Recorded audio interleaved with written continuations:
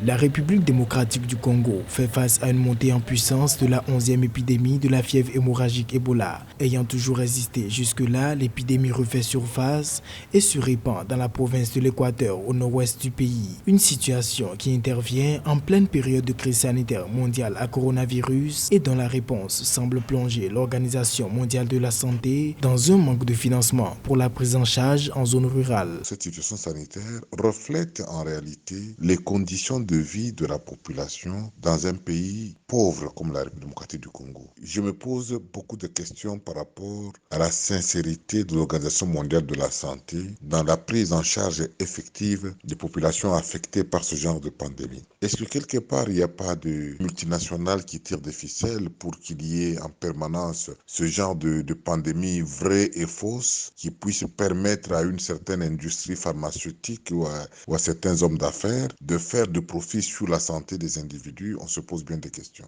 La nouvelle flambée d'Ebola réapparaît dans la région de Mbandaka, déjà frappée au cours de la période de mai à juillet 2018, avec de fortes probabilités d'affecter la capitale Kinshasa, située à quelques kilomètres de la zone en alerte. Les conditions sanitaires en République démocratique du Congo sont quand même des plus catastrophiques. Tant que toutes ces questions du système économique, je veux dire, et d'organisation interne de la vie politique ne sont pas résolues pour refléter la véritable indépendance de ce pays, il est très difficile de donner un point de vue objectif sur ces questions de pandémie. Des transferts d'expérience ont été notés.